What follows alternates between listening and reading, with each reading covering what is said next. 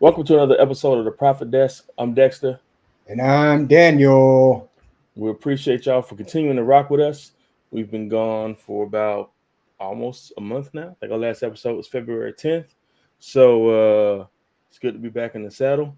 Um, for current events today, let's talk about the elephant in the room: Russia and Ukraine.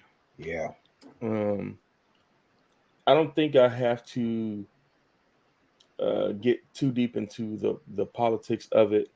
Um, but I do want to say first things first.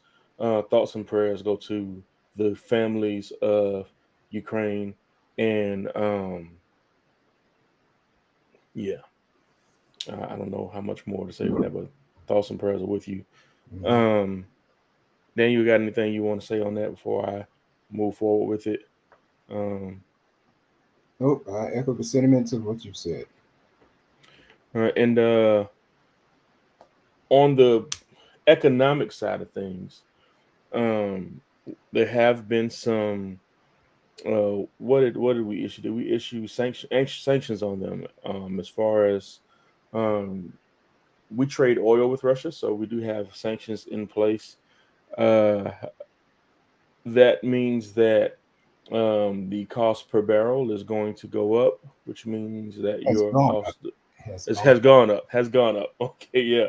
Which also means that your fuel is going to possibly see a hike as well if it has not already. Now, a friend of mine, Fritz, posted on his Instagram earlier that regular, and for my black folks, that means 87. Mhm. 87 for him was at $4 a gallon in Philly. How Philly. Okay. wild is that?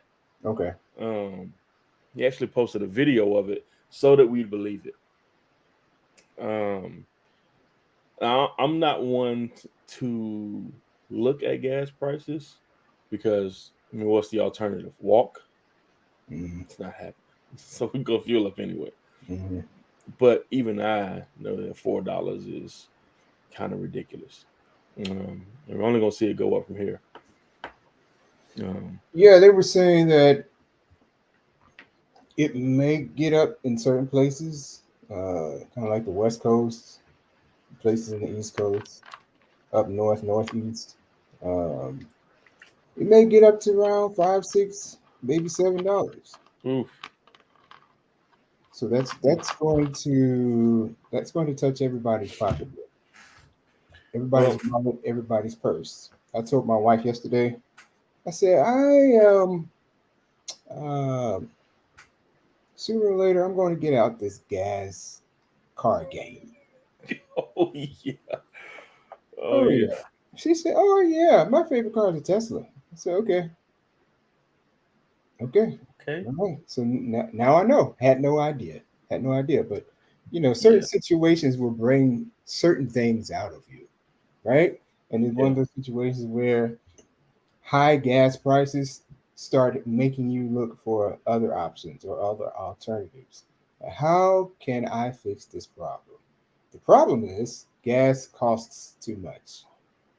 So, what do I have to do to make sure I have gas? I can take the approach of my brother and my friend Dexter Blackman and say, "Hey, I'm just not going to look at the price. I'm just going to just fill her up, yeah. fill her up. Cost $200, fill her up. $200 for 60 gallons. Yeah, all right." I saw a post the other day. It said something to the point of it's not going to be verbatim. The next time gas goes down to like $2 a gallon, I'm going to get something to put in the freezer. Oh yeah, oh oh oh yeah, oh yeah. Start stockpiling. When you know me, man, I'm a pseudo doomsday prepper myself. Mm. Um, I I've probably got enough guns to facilitate the war in Iran right now. So, so I am totally with people stockpiling petrol, man. Let's do it. Fuel, um, And if you're like my another one of my homeboys, he's like, the next attack will be the next major terrorist attack will be EMP attack. So he's not for the electric cars at all. He thinks Yeah, it's set up. yeah. So I'm If not it's that tough, far yet, man. But after a while though, I'm gonna have to pull out the Harley, man, and ride that everywhere. You know. yeah, I would probably make that transition now. Yeah, I mean, I only get what I drive a 48, man. So I only get, I don't know, 3.5 gallons to a full tank. Whew. So, and 3.5 gallons to a full tank, and I get about 65 miles to a gallon. Okay. So, about 180 miles, and I'd fill up again. That's why people hate road trips with 48s, but it's for the style, man. You don't need to. I don't need a big hog with monkey bars and riding like, no, man. Yeah. I'll leave that to y'all, man. Just just give me something that I can, Weave in I and out can, of yeah, traffic. we can weave out of Yep. town. I can go outside and change my own oil, feel like a Mhm. man every once in a while. Feel like a man every once in a while. Okay. Yeah, Okay. man. Yeah, man. What do you feel like most of the time? Because I mean, are we still on the news?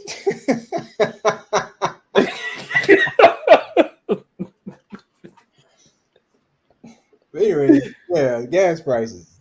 uh, yeah, man. So your gas price, you may see an increase in your gas prices. We're already seeing an increase in goods and supplies due to the supply chain issues that we're having. I can't even say post pandemic, but uh, while we're in the midst of this pandemic, we're already seeing those issues, and this is only going to exacerbate those things. So be on the lookout for it. Um, and if this gets too far out of hand, you want to keep. Um, and I don't mean to make light of it for the people of Ukraine, Right. but I mean too far out of hand as far as how it affects us here in the states. Um, you may want to keep an eye on your investments. The stock market can swing wildly when we have situations like this, so keep an eye on your investments. Make sure that you're hedged against these types of things, and make sure that you're being conservative while we have times like this. Any other thoughts on it, brother? Nope. All right. And that's all for the I don't have the names for the new Supreme Court justices. Do you have them? I do not have Un them. momento, por favor. Yes, sir. And while Daniel's pulling that up, we've had some new Supreme Court justices elected. I will probably do a short on my thoughts about it.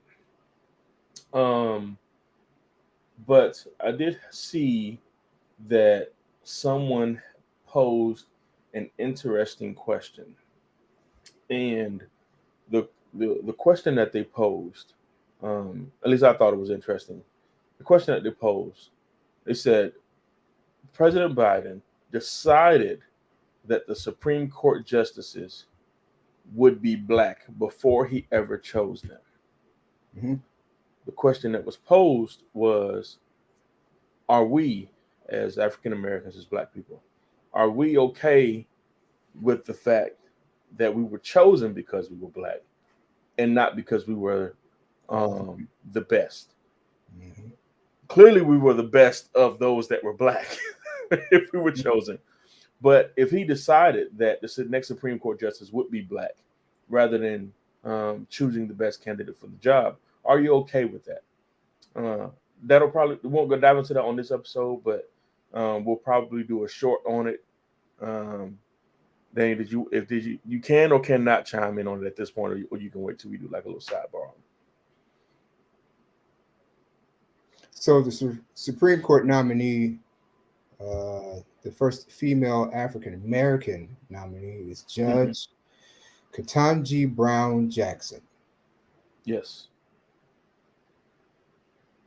She's the first African American female Supreme Court nominee. Yes. Um, with all the sidebar aside, it's something.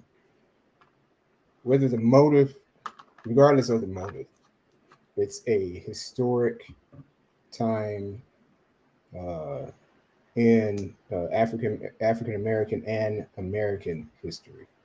Yeah. Um, you have a couple of African American male Supreme Court justices, and then you have now a soon to be African American female Supreme Court justice. Right. Despite the motive, whatever our head of state said, whatever his intentions were, it's still happening. And Right. she can make a mark in how America is governed. Yeah, absolutely. That's my take on it. I'm not going to get caught up in the riffraff. Very well put, brother. All right. So tonight's topic uh, is intense focus. Intense focus. How to Tense focus. continue? Yeah. How to continually give 100% when things don't go your way. Um, Shut your mouth. Things don't go your way all the time. you know what they say, man? They say if you wanna make God laugh, tell him what your plans are. Yeah. So I think he's having a chuckle. yeah, man. Yeah. And if you decide to somehow, or if you decide to leave the comfort of the comfort and safety of, you know, well, I only say comfort and safety. If you decide to journey into this entrepreneur life at all, be prepared for things not to go as smoothly as you have planned, Mm-hmm. or or as smoothly as you envision. Um, they say people imagine success as a straight line from point A to point B, but success is more like this, and yeah, and all over the place. Yeah, so that's kind of that's the topic we wanted to discuss tonight. If you have any comments or questions, feel free to drop them down in the chat. But that is the topic of discussion tonight. Um, and Daniel, I want to pose the first question to you. Um, when you're making plans for success, how do you plan for the hiccup? How do you plan for the hiccup? Yeah. Um, it's a situation for me personally, because I've gone through hiccups before. I don't try to act like it's not going to happen, Okay. right? Like say for instance, you planned to make a certain amount for the year or a certain amount in the first quarter, Yeah. and it doesn't necessarily work out like you want it to. Now, that can either crush you or you can use it as motivation to keep going. The motivation to keep going comes from what? It comes from mindset. Going through it, for me, going through an up and down before, and knowing that this current down is a temporary situation. Gotcha. So Where no, go ahead. and then it goes back to, you have to go back to, why did you make the decision to go after that goal? Like, what's the driving force behind your decision? And after you make that decision, what is keeping you going through the ups and downs, knowing it's going to happen, planning for I think it first starts with mindset, right? It first Mhm. starts with mindset, knowing that you're going to have hills and valleys, you're going to have ups and downs, you're going to have some good times, you're going to have some bad times. Um, and like I said before, all those times are temporary, right? And then putting in your plan, what would I do or what do I do when this happens? Let's say you don't know what to do when that happens. The best thing you can do is keep, without sounding cliche, a very uh, positive mindset, a very even keel, and experience will help you do that. Experience will help you keep that even keel, even though things aren't going. It may seem like things are coming to a screeching halt, but making the decision to keep going um, through the screeching halt, because it's not going. The only way it stops is if you stop. Right. Right. If you stop, yeah, it's going to end because you made the decision not to push forward. I was in a mastermind last year. Mm. Yeah, fourth quarter last year, and they were saying um, the why has to be strong enough to keep you going, right? Past Yeah. your time, past the time that you made the commitment, right? And they were saying the gentleman's name is Marcus Benjamin. He's incredible mind. Said one thing that'll help you keep going: put a name on the number.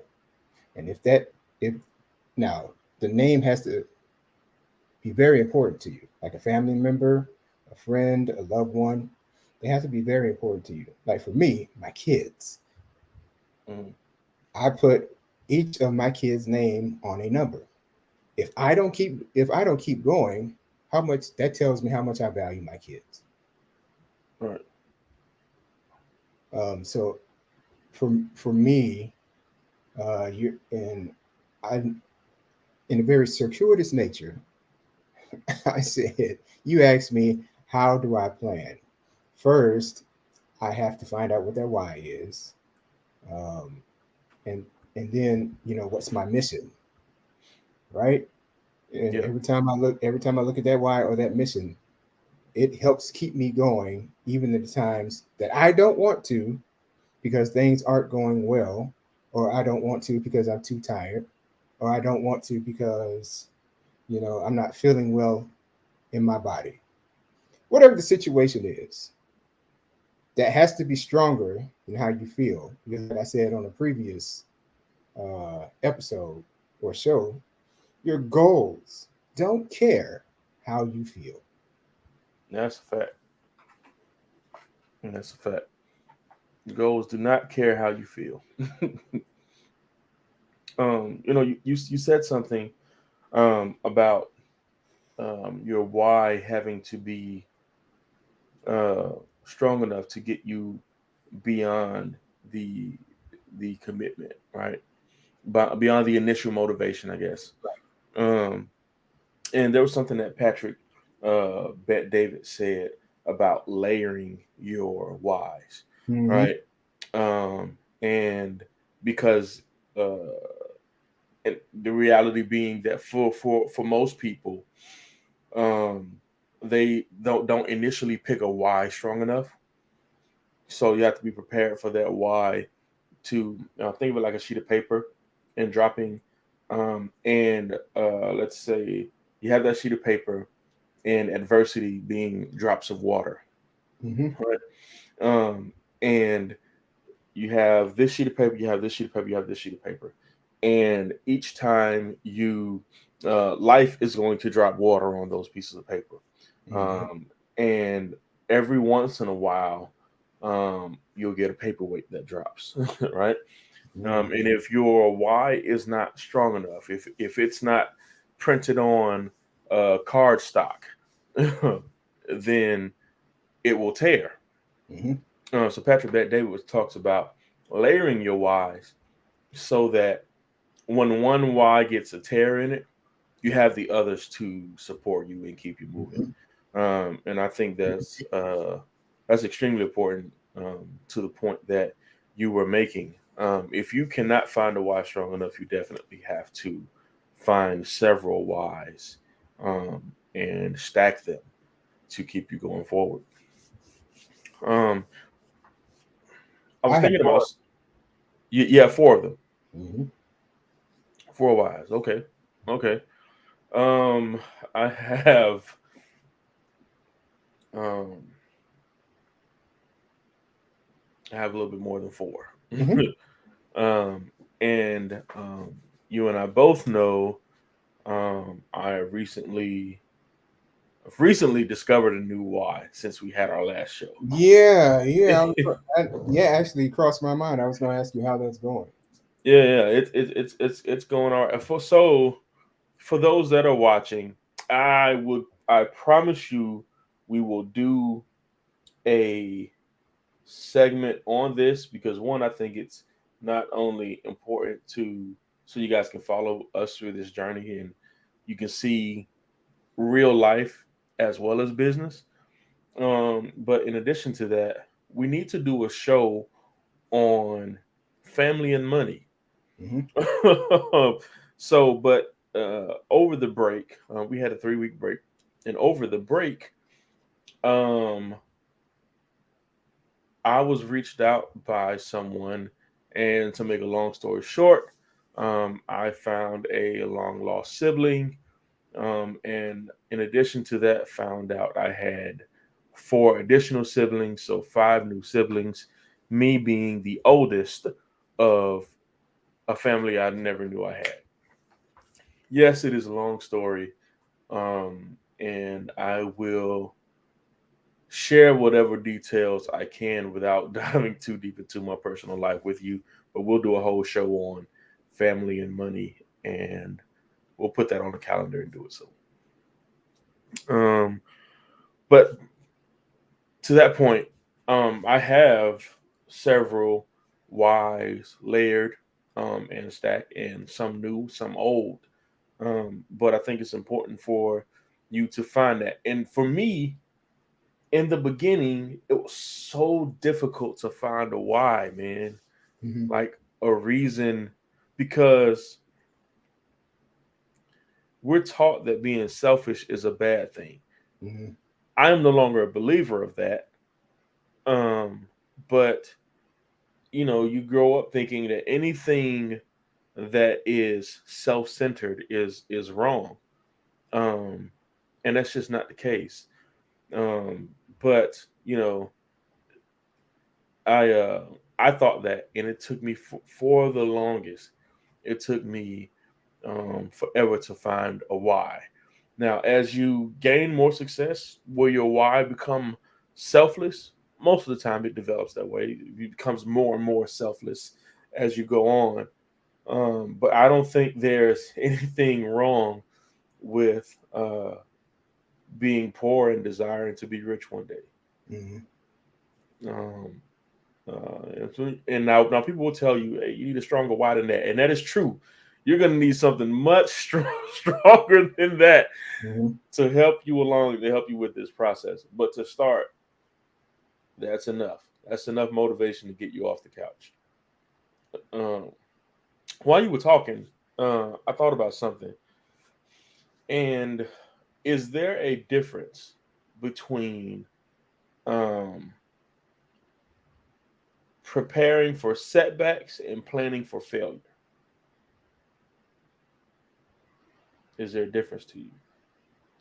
Okay, explain setbacks and failures. Yeah. So some people will say, "Oh, if you're planning for things to go wrong, you're planning to fail.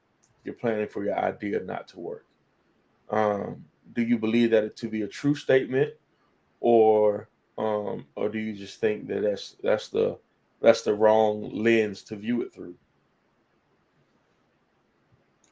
Uh, well, because of what we're uh, so we've experienced a couple of setbacks Yeah. right? We've experienced a couple of. I don't see them as failures though. For me, a failure was something doesn't work totally. Uh, something that you tried did not work, and you said, "Okay, that's the wrong thing to do. That didn't work. Let's try something else." A setback, it's kind of your. It was working, and then something happened to slow the progress, to slow the process, right? So a lot of people, like some people, I don't know if they still say this, but uh, some people say, every time I take 3 steps forward, I take 2 steps back. That's a setback because something Right. has come to impede the progress or stop or slow down the progress that you've made so far. That's a setback. If, for me, a failure is something that happens when there's a total breakdown and you can no longer move forward in that specific path. You have to pivot and choose another path. The lessons that you learned from the failures, which is what I believe failures are, lessons, help you move in a different direction with some life lessons, some business lessons, some family lessons that help you move further had you not gone through the failure. So if people say if you're planning for failure, um, if if you're planning for failure, you're planning for the setbacks or the failures in life or in your business or on your journey. Um, I guess I guess it depends on the way you look at it. For me,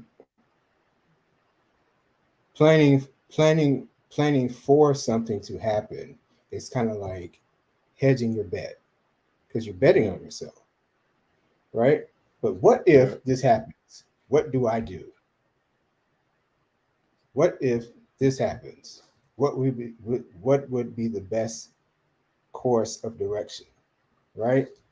Right. And if I don't know, let me find someone who's done this, has success in it, and has gone through the pitfalls and has had the failures.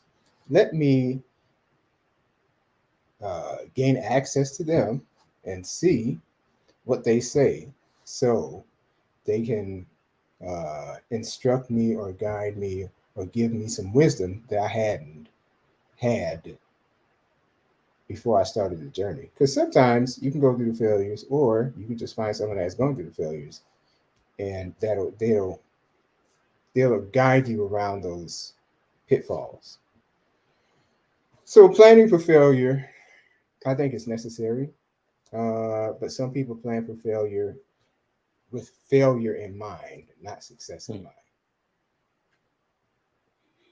I got you. So um to sum it up, the planning for failure it is not the end of it. What matters is if you're planning for failure with the idea that if this happens, I need to regroup, as opposed to planning for failure and that being the end all be all. Yeah, you don't even try Okay. anymore. Yeah. What do you think? Yeah. Yeah, man, I would agree. Um I think that I would say we don't plan for failure enough. Like we plan for it now because we've had to learn those lessons the hard way. Um, but generally speaking, I don't think people plan for failure enough. Um, I think people aren't as smart as they think they are. Um, myself included. Hmm. um, I think that um, we tend to think that we can um, outthink outthink the universe on a lot of occasions, Hmm. um, and we just can't. So, and truth be told, there is no way, in at least in my mind, I don't think you can plan for every obstacle that you will see. Mm-hmm. But we can set up some protocols and some protective measures for the ones that we do possibly foresee in the future, especially the majors. You don't want to, as Jim Rohn said, you don't want to major in minor things. Mm-hmm. So you don't want to worry about the small stuff, but the big stuff, the stuff that could totally derail you. You definitely want to have a plan of action in place for those things. Um, if you're, for instance, if you're in the chicken business, shout out to Rick Ross. If you're in the chicken business, who would have thought we would have a chicken wing shortage? Bruh, can't Come find the on, wings nowhere, bruh. Where are man, listen, the wings at? man, listen. We were ordering wings the other night, and we had been ordering from. I don't know if you guys have this in NC, but here in Florida, we have a place called Froggers, and yes, that is the most Florida name for a bar ever. But we have a Okay, place it's a called bar. I Froggers. thought you were saying froggers for a chicken spot. Like, wow. It's yeah, they do serve chicken. I get that's kind of weird. Yeah, they do serve chicken. They do Okay. not serve. They do not serve frog. Do they serve frog legs? They might. Anyway, that's neither here nor there. Okay. So we just order wings from this place called Froggers. Now, when we ordered them, they were $50. It's 50 wings for $55. Mm-hmm. We tried to order them the other night, and it was 50 wings for $84, man. 84 bucks and 99 cents. And I thought, man, these must be the most amazing chicken wings on the planet. But I just thought about that, man. Rick Ross, who would have thought that if you're in the chicken business, you run chicken wings? But he pivoted, right? We came with what you say, out of chicken wings, so we're selling chicken thighs. That's right. Lemon pepper chicken thighs. That's right. That's right. But that's what I'm saying, Mike. Like that could have really destroyed his profit margins, and I'm pretty sure it did in the beginning when they went to put that order in for their for their next 100 or so trucks, and the cost of poultry is now sky high.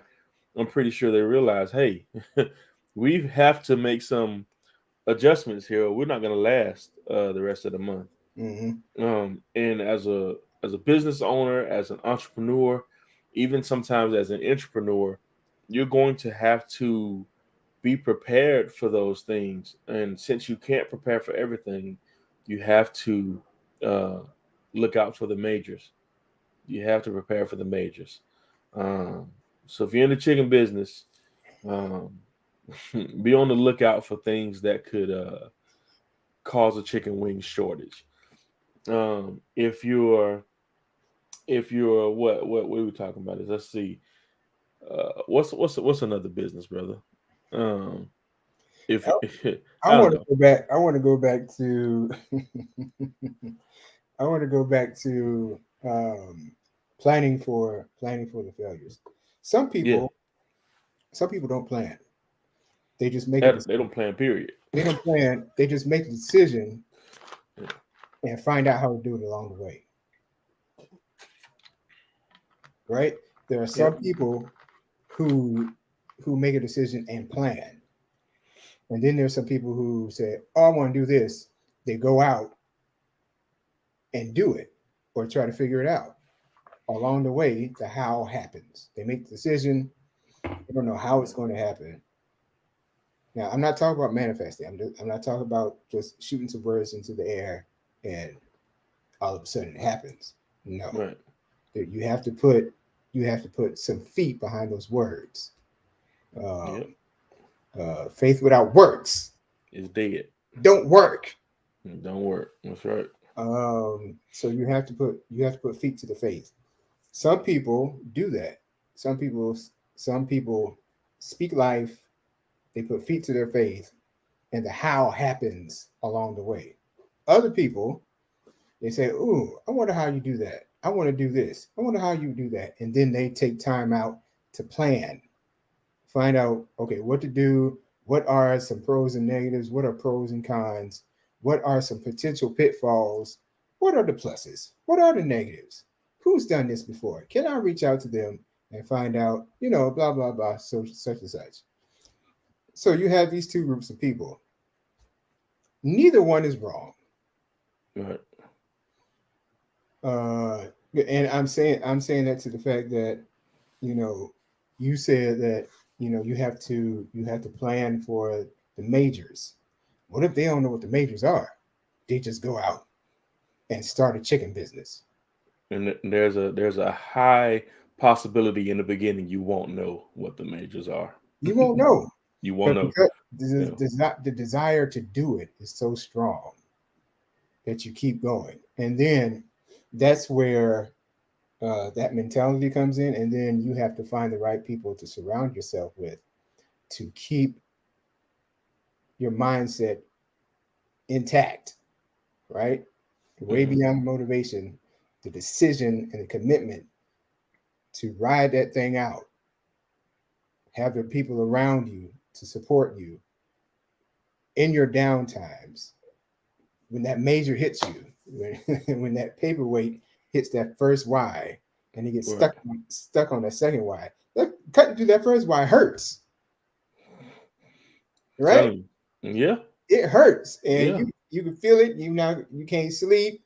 You worried about the bills are piling up and all the other good stuff. This is stuff that people don't want to talk about. They talk about the Yeah. success of it all.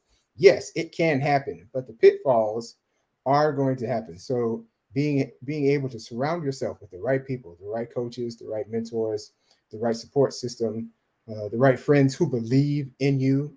If you're married or if you have a significant other, the right partner who believes in you.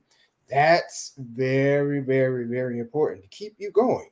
Even if you have a business partner, having a business partner is one down, one of us got to be up, That's right. right? That's one Both for can't be sure. down. For sure.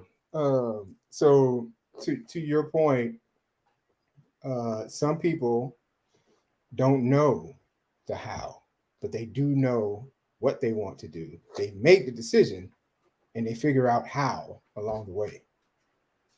Yeah. I feel you on that.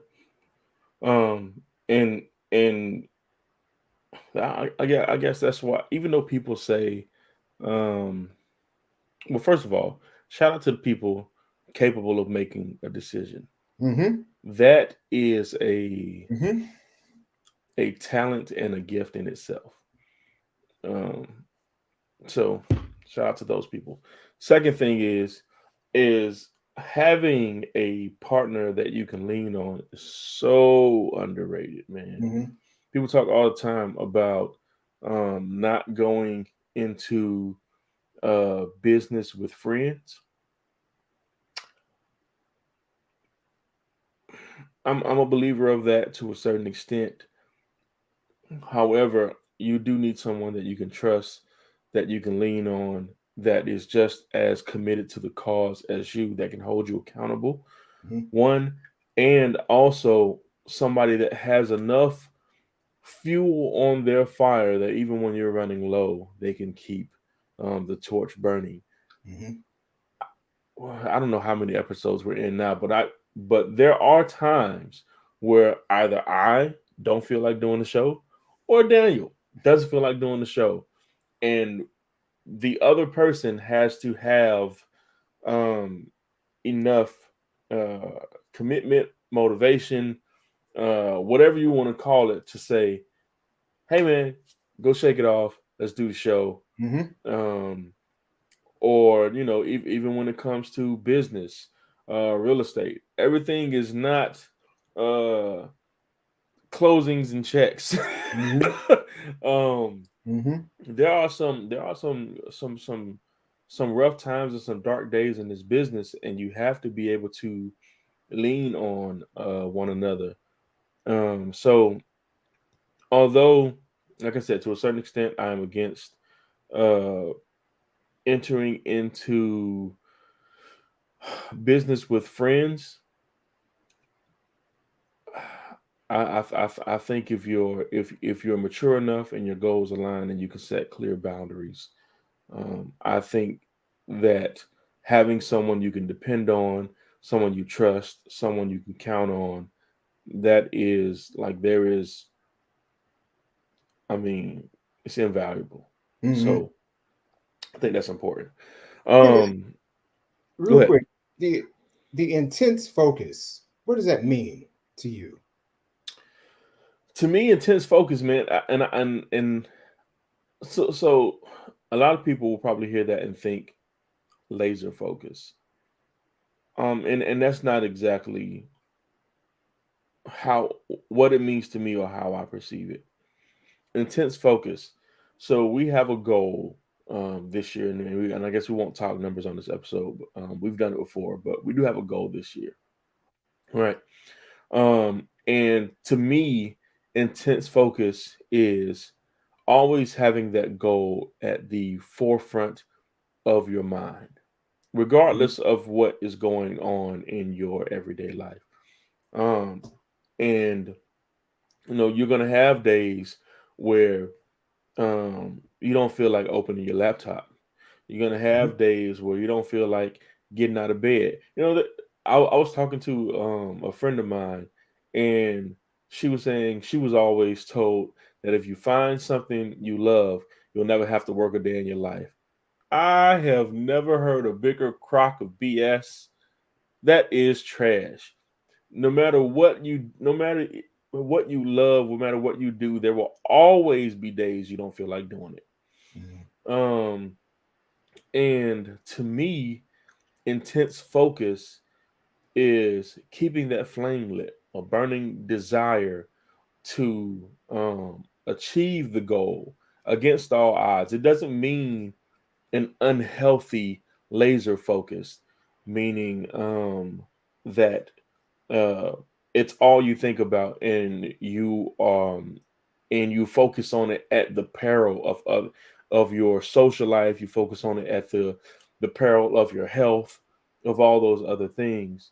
But it means that in spite of all the challenges, you keep it at the forefront of your mind. You know, how do you do that? You can do it with a vision board. In your case, Dan, I know you use a whiteboard. You can do it with a whiteboard. If that means that you have to journal your goals every morning, or if you have to, for about 2 years, we did a call faithfully every Tuesday evening at 8 p.m. without fail, and that Yep. was how we kept intense focus on the goal. So I don't mean to shorten it. I don't mean that you never think about anything else. I don't mean that you neglect everything else. I just mean that you keep it at the forefront of your mind, no matter what happens. Failure is not an option. If I plan for 5 years and it takes me 15, and I keep my eye on the prize, got to keep going. What are your thoughts? I like that last one. I like that last one. Yeah. I like that last one. So it sounds like you're saying that you've decided to make a commitment to the goal that you have in front of you. Yeah, absolutely. That's a 100%, man. 100%. Um, and commitment. People think that um, I want to say this. People think that passion comes first, but that's not true. And I think that's why so many. In some cases, that's not true. Yeah, in some cases that's not true. Yeah, clarify that. In some cases that's not true, and I think that's where a lot of people struggle. They're trying so hard to find something that they're passionate about, and we've done an episode on that. But they're trying so hard to find something that they're passionate about. When if you made a decision and made a commitment, you'll become passionate.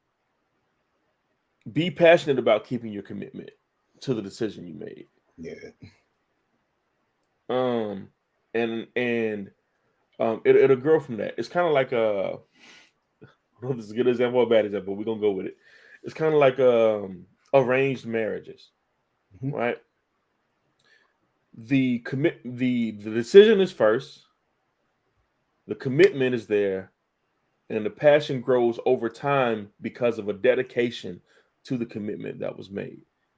They grow into love with one another, Mhm. and sometimes business has to be an arranged marriage. I was talking to my boy Fritz earlier, and he was saying that he called a friend of his and said, "Hey, I got a play right now that'll make you 5,000 a month."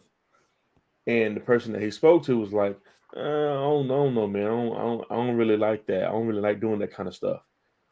And Fritz was saying, well, what does it matter if you, why does it matter if you like it if you're unemployed? I don't know if this person was unemployed. I think he's just giving an example. But why does it matter if you don't like it if this is paying 5,000 a month and you need income?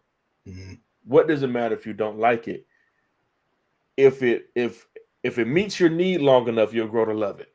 Mhm. And I think that's when it comes to decision, dedication, all those things. That's why this topic is important to me. That whole intense focus thing, because there are so many things about this business that I don't love.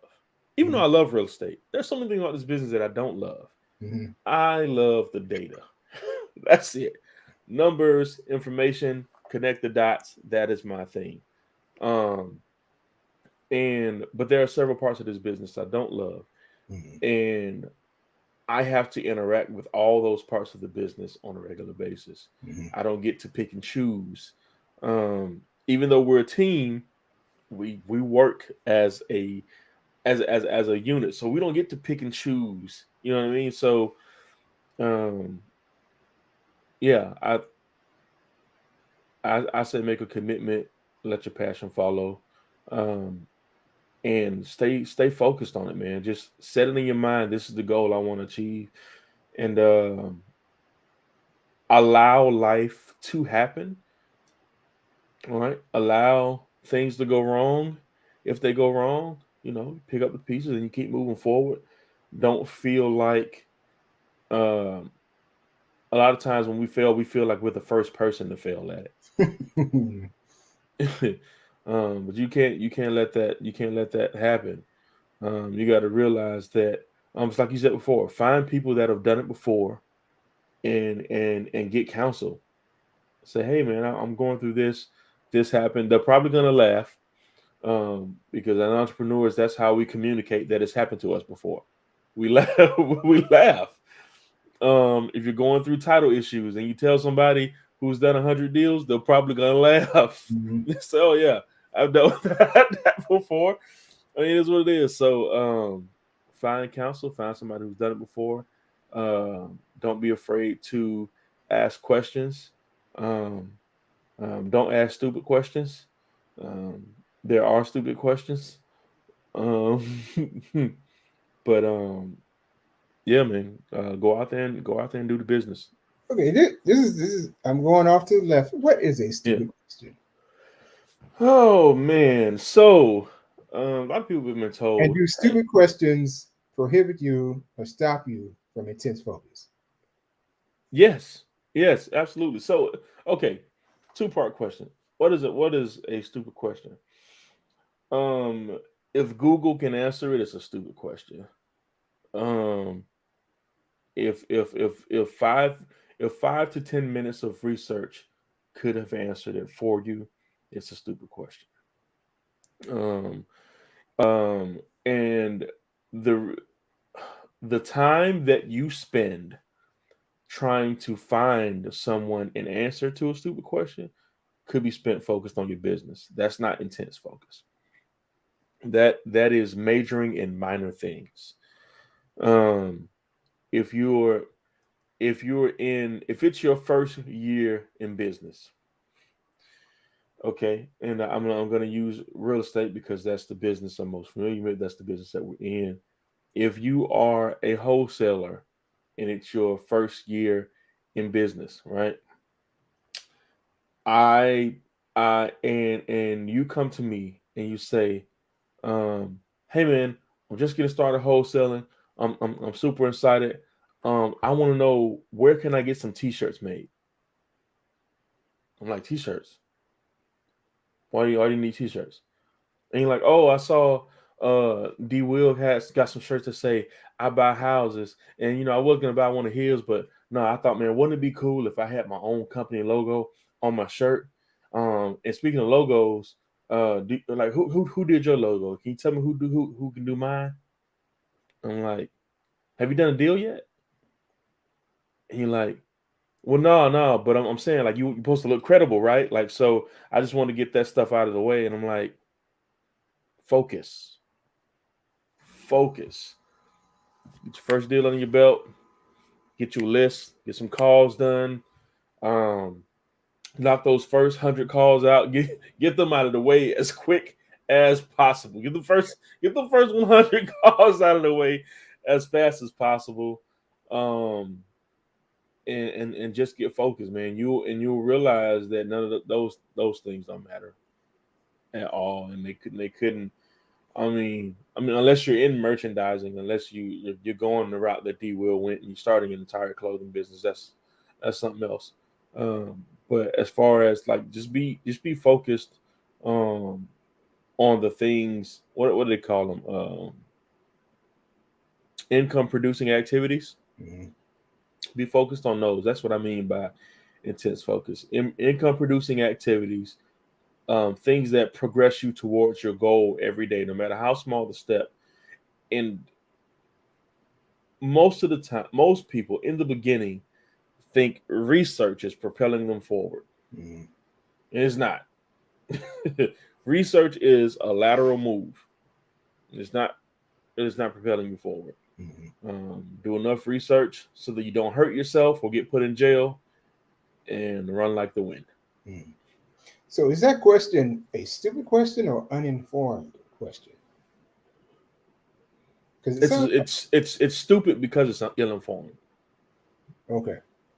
Yeah, like I think it is important when it is disrespectful to the person's time that you're trying to get information from if you haven't um, researched the topic before asking the question. It's very disrespectful to that time. If you get 5 minutes with Mark Cuban or 15 minutes with Mark Cuban, you've been asking for this time. You've been calling his um, calling his assistant. You've been making all these connections to talk to Mark Cuban. You finally get to sit down with him, and he's giving you his spiel. He's telling you all his secrets to business. And in the middle of the conversation, you say, "Okay, wait. Let me write this down. All right. So, how do I start an LLC?" That's a stupid question. Mhm. That's a stupid question. You should, if by the time you get to him, you should know that. Not only should you know that, you should have a flourishing business already. Mhm. So, to make it clear, the question is stupid because you didn't because you're trying to get an audience you're not prepared, you're not ready for. Mhm. Not because the question itself is stupid, because how do you get an LLC? Many people don't know. It's not a stupid question. But the question is stupid because the audience you're trying to garner that information for, you're not ready for that audience. It is beyond you. Mhm. And you have to wait until you get that level before you can do Okay. that. And surprisingly, bro, we're right up against it. We've been Huh? yapping for 55 minutes. Believe it or not, it doesn't seem like it, but we have. Um, so are there, as far as intense focus, let me ask you, you posed the question to me, and I think this will be a nice little bow on the subject. What is intense focus to you? And what are your what are your recommendations for someone who is struggling in that area? Intense focus to me is being able to focus on one thing for an extended period of time. Um, some people call it obsession. Yep. Being obsessed with a certain thing over an extended period of time until what you want to see happens, or a version of what you want to see happens.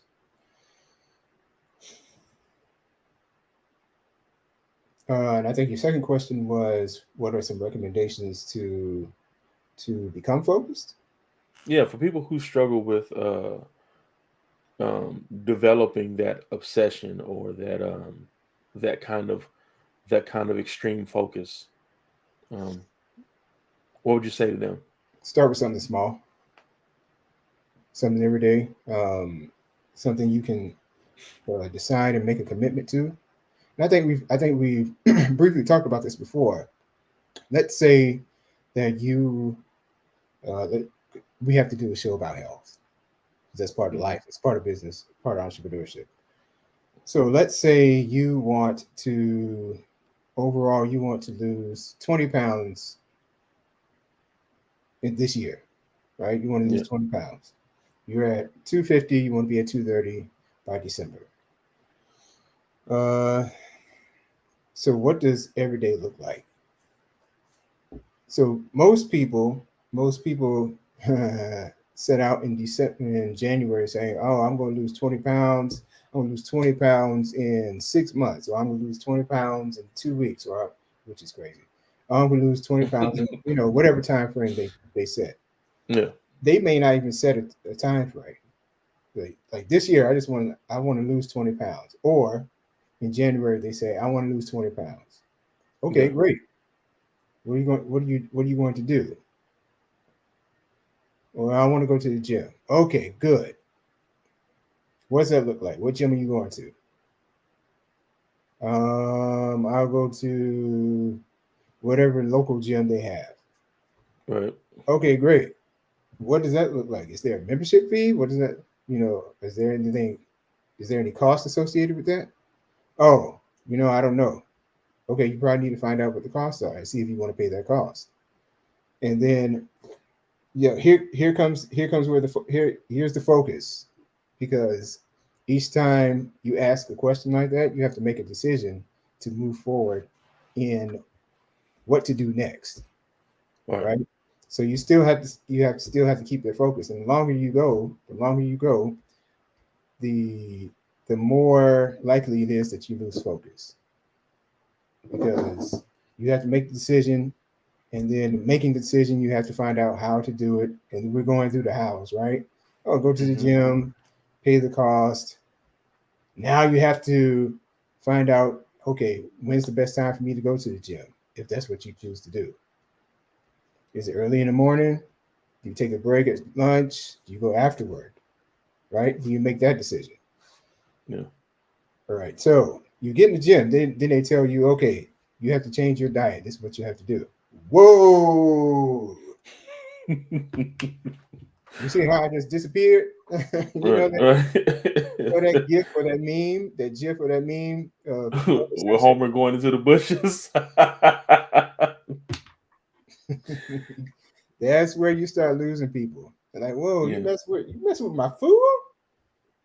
Hey, and not that's a whole different subject, because a lot of people eat emotional eaters. But anyways,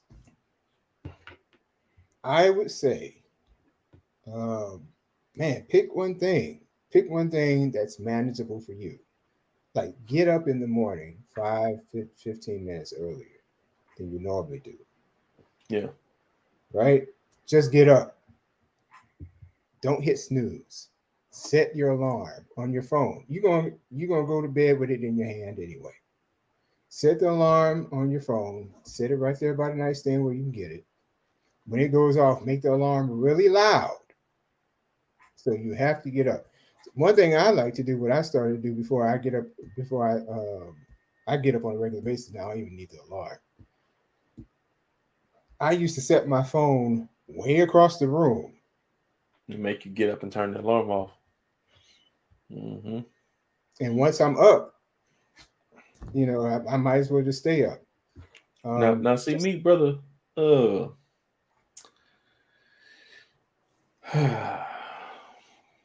me tell you about the start vault. small. Is what I'm saying. Start small. Uh, Start. just to touch on this for a second, you know what I found makes it the easiest for you to get up in the morning? Going to bed. Going to bed. How about you go to sleep? That's the. I was so focused on how, like, I don't understand how people get up at 5 a.m. I don't Mhm. understand. I don't get it. I don't get it. I'm racking my brain. And then one day it clicked. They go to bed at 9:30. 10 That's o'clock. Yeah. 10 o'clock the latest. They go to bed. And a lot of people will be like, oh, I can't get up. I can't get up that early. I don't know how you do it. But it's because they're up till 1 o'clock in the morning watching TV shows. And you can say what you want. And I've seen a lot of entrepreneurs use this excuse. You can say what you want, but you're not up till 1 o'clock in the morning every night working. No. And if you just went to bed with a fresh brain at 5 a.m., you'd get more done anyway. So just go to sleep. You'll Just get a go to sleep. whole lot done. You can get a lot done between the hours of 5 and 8. If you just go to You bed. Man, you can get a lot done. You can I'm get a lot serious. between the hours of 5 and 8. You'll be surprised with focus, with intense focus. Having that intense Hmm. focus for those 3 hours, you'll be amazed what you can get done. And then you have a sense of accomplishment going through the rest of the day. You go into your job with a W-2, or you do the admin stuff from 5 to 8. You get most of your deliverables done 5 to 8, and then you can have all your meetings from you have breakfast, and then you have all your meetings from 10 to 2, or 10 to 1, 10 to 3, and then the Yeah. rest of your day is Pretty much is yours. Yeah. yeah, it's pretty much yours. But Yeah. you can handle the fires, right? All the fires that you have to put out for the rest of the day, you handle. But you've gotten the majority of your work done, Yeah. right? So my suggestion is just start small at whatever it is. Start small. Make the commitment. Make the commitment. Make the decision. Commitment turns into a habit that turns into the outcome that you want. Just Yeah. start small. Don't try to. And me and my kids were talking about this the other day.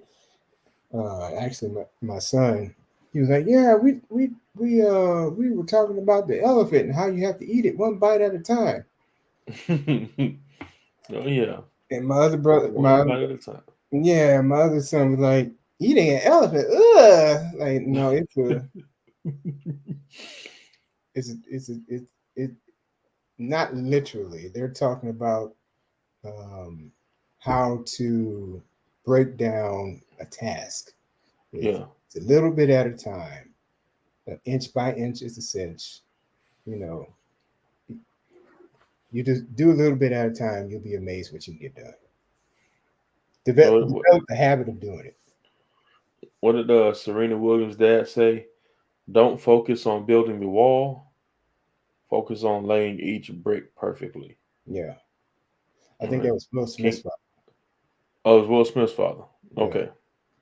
Yeah. Yeah. Don't focus on building the wall. Focus on laying each brick perfectly. yeah, and then before you know it, you have a wall. Yeah. Yeah. Yeah. Absolutely. Any final thoughts, brother, before we close this out? No, that was it. All right, man. Well, it's been another episode of the Profit Desk. As always, we appreciate y'all for continuing to rock with us. Don't lose focus. Stay focused, and we'll see y'all in the next one. Peace. Like, share, subscribe.